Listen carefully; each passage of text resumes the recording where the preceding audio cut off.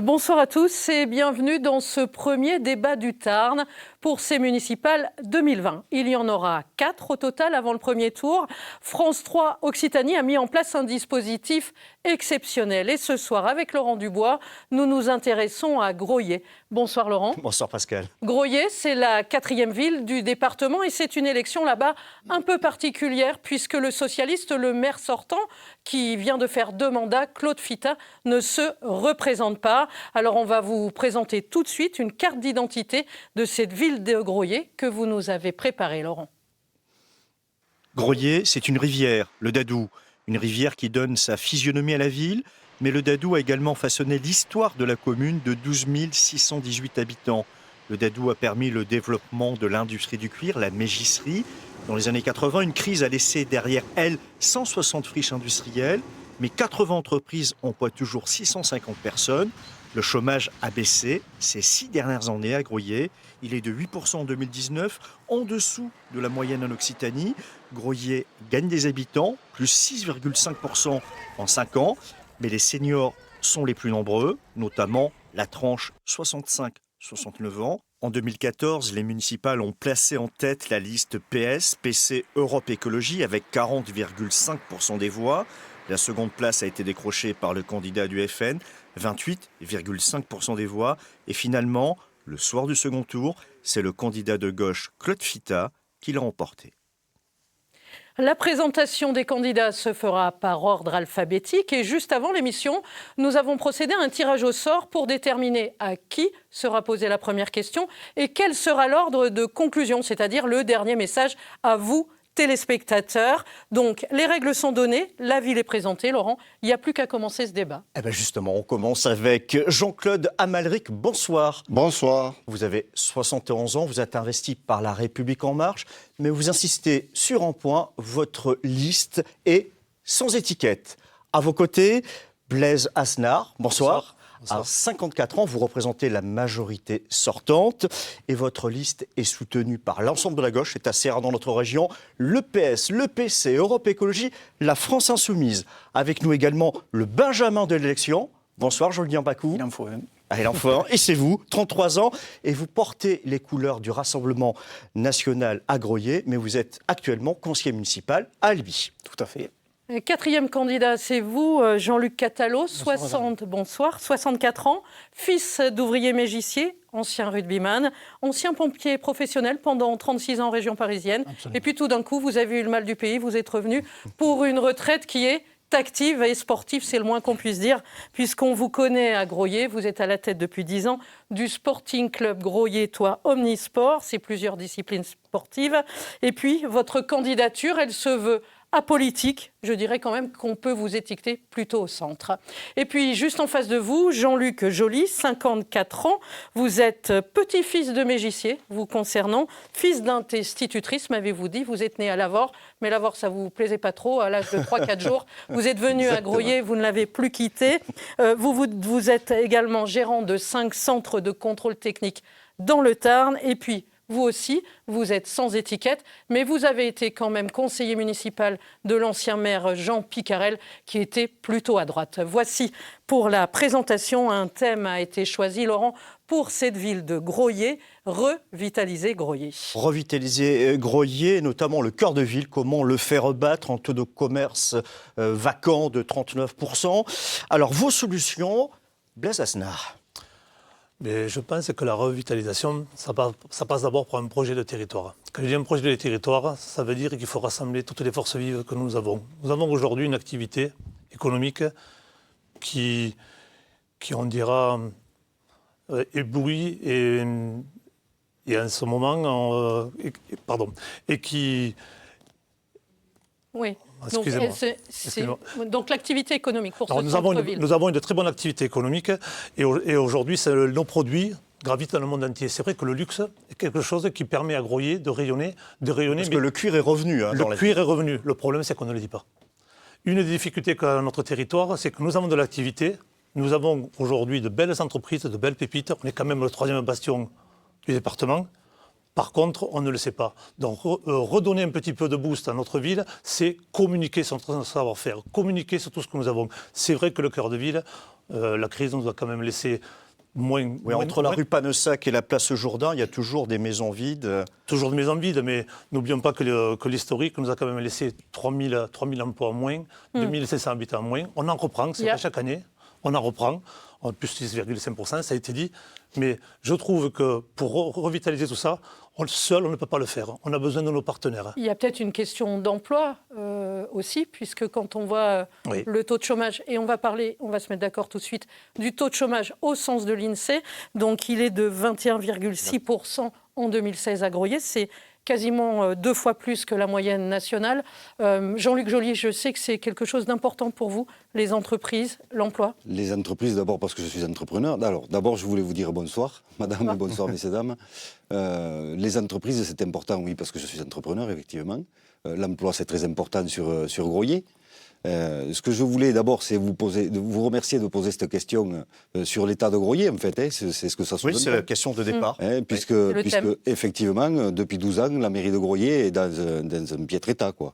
Donc c'est quoi vos propositions, en fait? Nos propositions, nous, c'est d'aller chercher les entreprises. On va prendre notre baluchon et on va partir dans toute la France, rencontrer les différentes entreprises. On va se créer un maillage petit à petit qui nous fera venir des entreprises sur Groyer. Jean-Claude Almaric, ce côté globe-trotteur du business, ça vous convient aussi? C'est la bonne solution? C'est une idée que nous avons aussi, puisque nous avons envisagé de mettre en place une cellule d'offensive économique où nous regrouperons les acteurs économiques, les associations, les citoyens lambda, sous la férule d'un adjoint qui sera désigné et qui sera chargé d'animer tout ça et d'aller lui aussi prospecter. Ensuite, il y a le problème quand même du centre-ville où vous avez évoqué le quartier Panessac. C'est vrai que le quartier Panessac, moi je dis quartier Panessac, Château Jourdain. Oui, la place du Château et la place Jourdain. Voilà. Oui. Et, dans notre projet, nous, c'est la réhabilitation de l'ensemble. Parce qu'on ne peut pas envisager la réhabilitation de Panessac sans le Jourdain. Et il faut refaire de la place du Jourdain la pépite que c'était, parce que c'était une pépite. Et comment on donne envie aux gens de venir à Groyer? Parce que comme ça, c'est pas une ville où on se dit instinctivement je vais aller m'installer à Groyer. Comment on donne envie aux gens d'aller dans cette ville? Eh bien, c'est par cette rénovation et cette vaste entreprise de rénovation. Parce que pour nous, c'est le cœur de notre projet. Et il ne faut pas oublier que le tourisme, quand même, est fortement porteur au niveau économique. Et on a un quartier médiéval quand même, qui est suffisamment important pour drainer pas mal de touristes. Julien Bacou, sur cette idée qu'il faut mettre le paquet sur le cœur historique, qui est un petit peu encore laissé en jachère. Vous êtes d'accord sur la méthode qui est proposée, là? Je suis d'accord sur le constat, pas forcément sur la méthode. Moi, je constate quand même qu'en périphérie de la ville, il y a beaucoup de zones marchandes, de grandes surfaces qui, il faut le dire, les permis de construire ne sont pas donnés par n'importe qui. Ils sont donnés par M. le maire, dont M. Fita a développé les zones commerciales en périphérie, ce qui a aussi, du coup, tué le commerce de centre-ville. Ça, il faut quand même le souligner. Moi, je propose, notamment avec mon équipe, bien évidemment, une paix fiscale, puisqu'on sait que le foncier est notamment très important sur Groyer. Bien évidemment, redynamiser le centre-ville avec... Qu'est-ce que vous appelez la paix fiscale? Arrêter, déjà désendetter la ville, parce qu'elle en a largement besoin. Il y a quand même 18 millions d'euros de dettes. Et forcément, elle ne peut pas être attractif si on a un foncier qui est... Même si au niveau justement du quartier Panessac et la place Jourdain, il y a des aides fiscales et une défiscalisation au niveau des entreprises. Alors, il faut aussi parler d'une chose que peu de candidats abordent dans la campagne. Il s'agit aussi de la sécurité. On viendra plus tard, on y viendra là, oui, sur le cœur de ville. Mais c'est quand même un des moteurs de développement économique d'une ville. Si une ville n'a pas une tranquillité... Soyez tranquille, on va en parler, mais on va essayer d'être un peu cohérent. Il faut quand même l'évoquer, et je suis malheureusement le seul à l'évoquer pendant cette campagne. Et on voudrait votre avis, Jean-Luc Catalo, sur... Bonsoir madame, bonsoir bonsoir, sur ce cœur de ville. Merci. Mais redynamiser le territoire, redynamiser Groyer et le centre-ville, pour nous, pour notre liste, ça passe par 3 projets qui sont complémentaires, 3 actions. Premièrement, pour redevenir attractif, il faut faciliter l'accès à la ville. Oublions le train, nous n'avons pas de gare à Groyer, et nous avons des axes de pénétration qui sont les axes venant d'Albi, de Castres et de Toulouse, et un primordial, celui qui relie Groyer à Gaillac. Et nous voulons absolument que cet axe Groyer-Gaillac soit enfin réhabilité. Il y a des tranches de travaux qui ont été faites et nous allons pousser l'intercommunalité et le département pour finir cet axe qui était vital pour la ville de Groyer puisqu'il nous amènera directement sur l'autoroute. Ça, c'est un premier projet. Ensuite, redynamiser le centre-ville. Et là, nous allons nous appuyer sur une loi. C'est la loi Élan, je pense que tout le monde connaît. La loi Élan Sur le dispositif Cœur de Ville. Oui. Voilà. La loi Élan qui est, comme l'acronyme le dit, évolution du logement, de l'aménagement et du numérique. Mais ça, c'est pas la mairie qui est compétente pour demander ce dispositif, c'est la communauté d'agglomération ou la communauté de communes. Il y a eu des choses de fait quand même. Il y a eu un plan ville, il y a eu pas mal de choses. Mais la commune peut passer un contrat avec l'État, absolument, pour mettre un projet à court terme et mettre des objectifs de revitalisation de ce centre-ville, plus d'attractivité. Monsieur Amalric. Jean-Claude Amalric, par rapport à ces propositions. Je crois qu'il lève la main et que Non, vous avez un truc je voulais simplement compléter. C'est vrai que la commune peut parfaitement adhérer au dispositif Cœur de Ville. Ce qui se fait à Albi d'ailleurs. Ce qui se fait à Albi et nous avons bien l'intention de le faire. Quant à la sécurité, je répondrai tout à l'heure à M. Bakou. Si vous Là-dessus, il n'y a aucun problème. Je termine donc. Allez-y, Dans les objectifs de revitalisation, donc plus d'attractivité de la ville, ça passe par l'accès à la ville, lutter contre l'habitat indigne. Il y a des marchands de sommeil à Groyer et il y a des logements vacants, 810 logements vacants à Groyer. Valoriser le patrimoine bâti, vous avez parlé des friches. Oui. Et enfin, nous voulons lutter contre les locaux. Ça sera malheureusement votre mot de la fin parce qu'on doit veiller à l'équilibre des temps de parole et vous avez beaucoup d'avance. On va se tourner vers Monsieur Joly. Vous, votre, pas baguette magique, mais votre caisse d'outils par rapport à cette problématique de la revitalisation du centre-ville et de l'équilibre entre le centre-ville et les quartiers. Notre caisse à outils pour revitaliser le centre-ville, c'est de s'occuper enfin de la place du Jourdain, de cette porte du Gouche à Panessac qui tombe en ruine depuis de nombreuses années et dont personne ne s'est occupé depuis 12 ans. Qui ne sait où. Vous n'êtes pas d'accord lancer de nouveaux chantiers, l'urbanisme comment concrètement vous allez rénover et relancer ces sites? Concrètement, nous allons faire appel à tout ce qu'on peut trouver comme aide de la part de l'Europe, de l'État et de la région aussi, ce qui n'a pas été fait depuis 12 ans. Et nous allons revitaliser notre centre-ville. Julien Bakou, c'est une bonne idée d'aller à la pêche aux subventions ou d'aller voir du côté de l'Europe s'il n'y a pas de l'argent à récupérer? Oui, puisqu'il n'y en a pas à Groyer, puisque les rentrées fiscales ne sont pas fortes, on a un fort endettement et malheureusement, il faut s'appuyer, oui, c'est sûr, sur ça. Mais après, ce n'est pas une fatalité. Il faut aussi relancer le commerce de centre-ville. Moi, je propose notamment de louer les baux commerciaux qui ne sont pas occupés pour les sous-louer à des sociétés qui veulent s'imposer et commercer pendant une durée de 2-3 ans à des tarifs réduits. Ça permet de revitaliser le commerce de centre-ville. Également, faire des fêtes en centre-ville. Beaucoup de fêtes ont été délocalisées à l'extérieur de Groyer.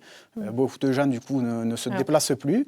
Et ça participe aussi au rayonnement des commerces de centre-ville. Alors, il y a un homme autour de cette table qui est un peu l'héritier du maire sortant. On peut vous présenter comme ça, Blaise Aznar, puisque vous étiez l'adjoint de Claude Fita. Je vous sens un peu bouillir. Non, pas bouillir, mais il y a des choses qui ont été dites, des propos qui ne sont pas en phase avec la réalité.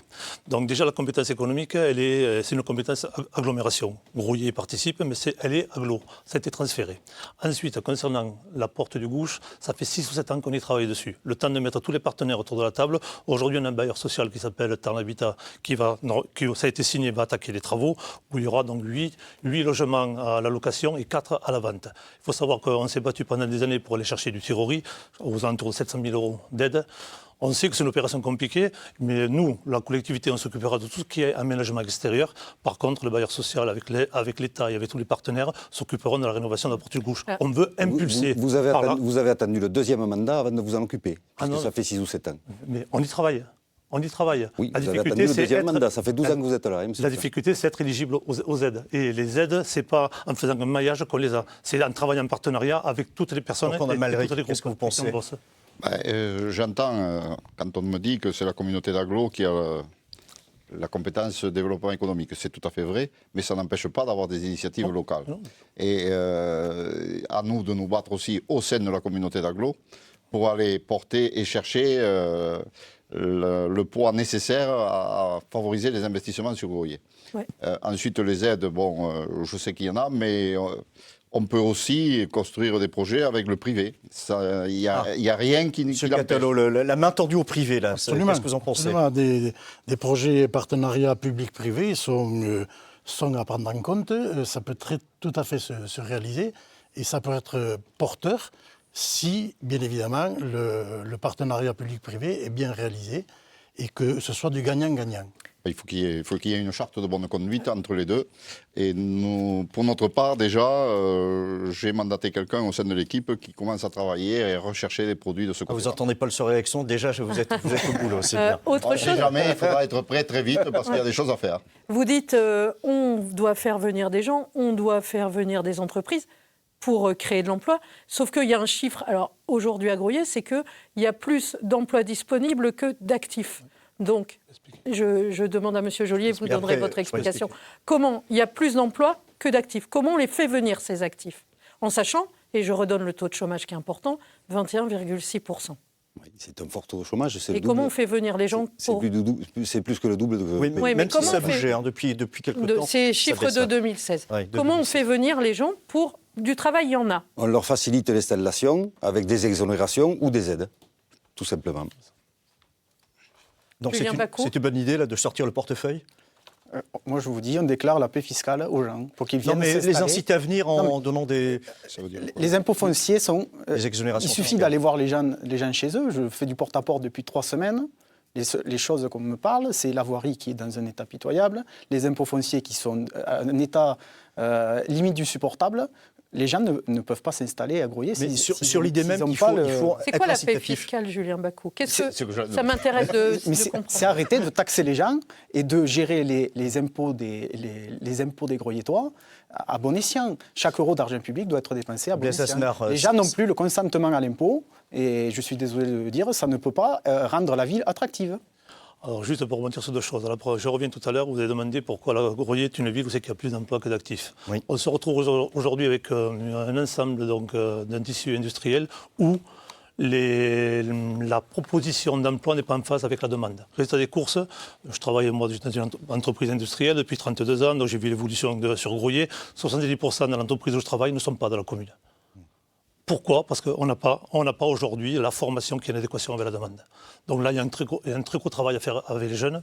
Pour rebondir donc, au niveau de la fiscalité, c'est vrai qu'on a fait un choix, nous, en 2008, quand on est arrivé, vu l'état déplorable dans lequel on a trouvé la commune, de faire une impulsion avec de l'argent public pour changer d'image. On a refait un quartier, entier, on a refait une école, on a fait 2 quartiers. D'accord, mais moi, je peux derrière vous dire que dans la foulée, il y a eu à peu près 25 à 30 entreprises dans les 4 ou 5 années qui ont suivi, qui ont investi ou fait des extensions à Groyer. Je peux toutes les citer. Vous voyez sur la zone, je peux en citer une dizaine sans problème. Que je prends les vieux Stahl, Zimmer, Cœur du Futur, Mécaform, Sofema, toutes les entreprises ont investi. Monsieur Catalo, Oui. quand vous entendez ça, que la ville, il y a eu beaucoup de choses de faites, que finalement c'est pas si mal, vous en pensez quoi? Il y a eu des choses de faites, de bonnes choses de faites. Il y en a eu des moins bien et des pas bien du tout. C'est tout à fait exact, il faut le reconnaître. Il y a un actif et il y a un passif. C'est absolument vrai.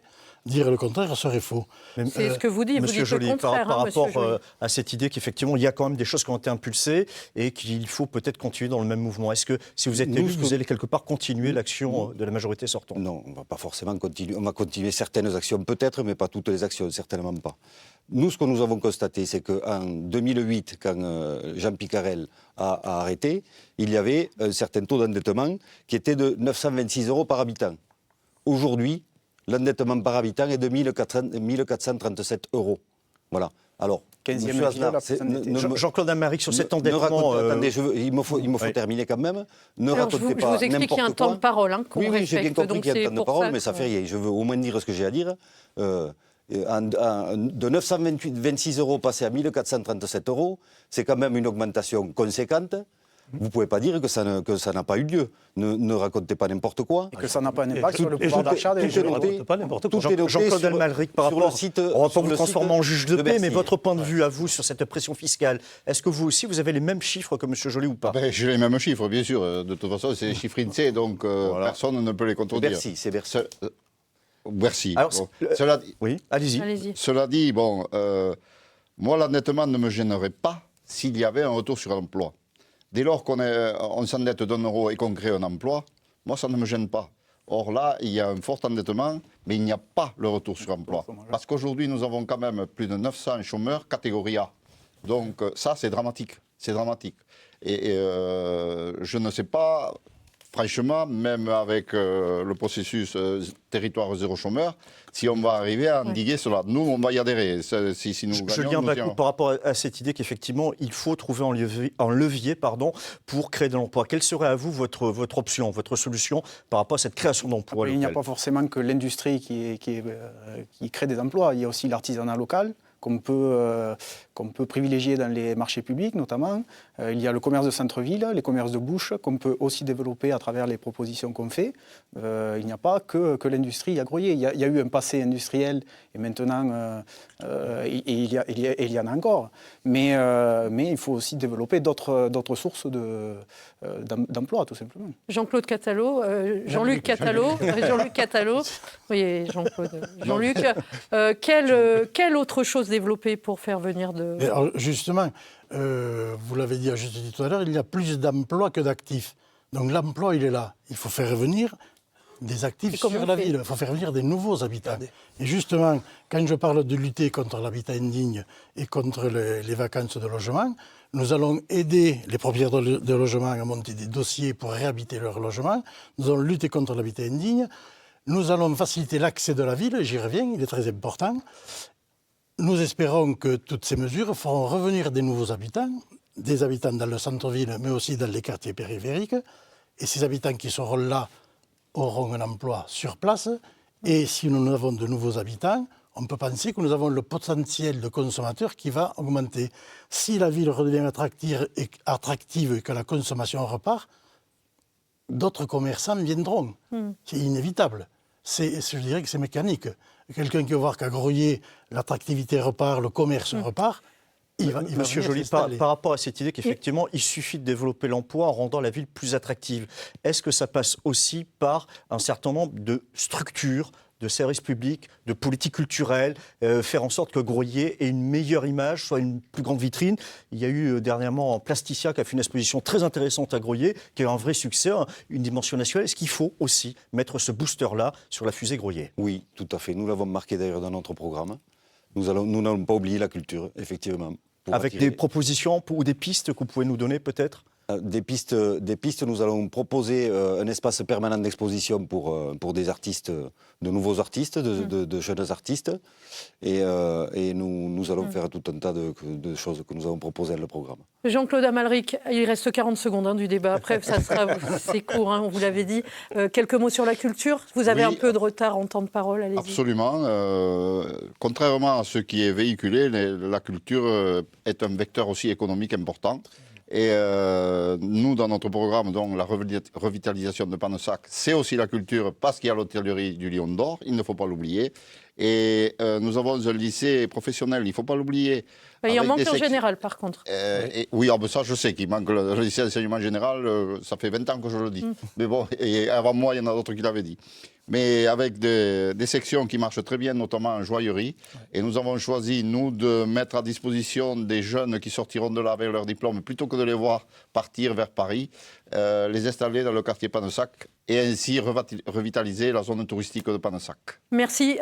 Place maintenant donc au dernier message que vous allez donner à vos électeurs. L'ordre, on l'a dit, a été établi par tirage au sort avant cette émission. Vous avez à peu près 1 minute chacun. C'est vous, Julien Bacou, qui avez gagné ce tirage au sort. Vous vouliez parler de sécurité, c'est peut-être le moment. C'est le moment, oui. Allez-y. Déjà, je souhaiterais remercier les Groyettas et les Groyettois qui m'ont accueilli durant ces 1 an et demi de campagne sur Groyer. Ils m'ont accueilli les bras ouverts. Comme je vous ai dit, en faisant du porte-à-porte, les gens parlent et disent vraiment ce qui se passe à Groyer.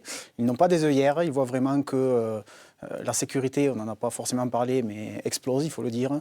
Et je préfère, développer notamment la démocratie participative, puisque je propose des référendums au-delà des dépenses de plus de 500 000 euros, par exemple. Je propose de la création d'un refuge SPA.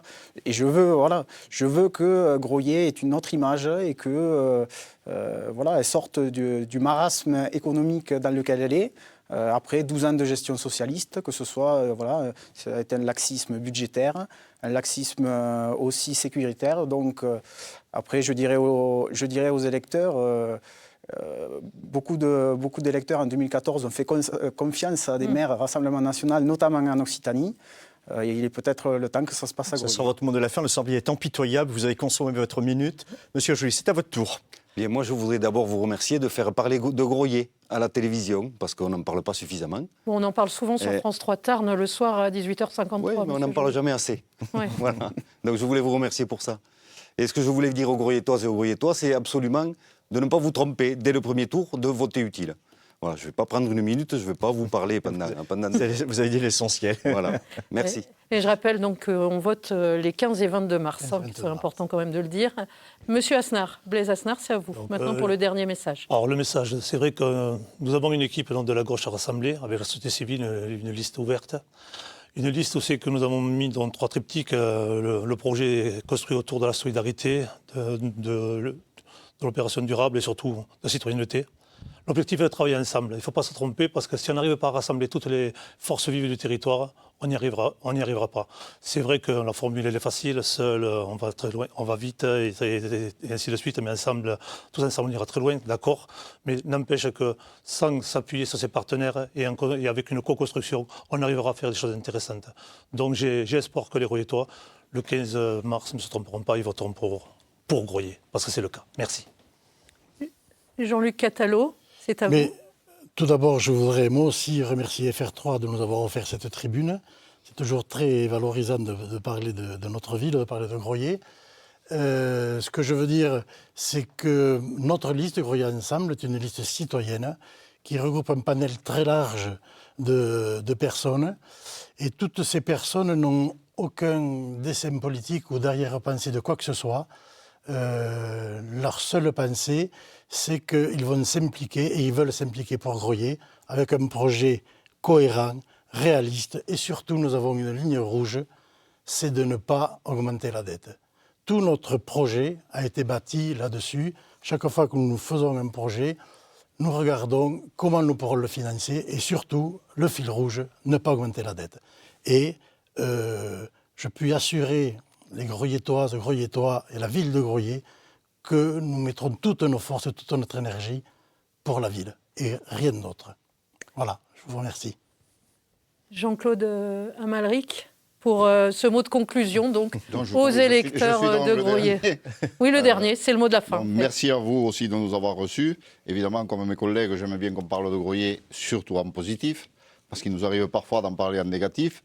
Mais nous avons une devise avec notre liste qui est largement ouverte. Je veux dire, toutes les tendances sont là.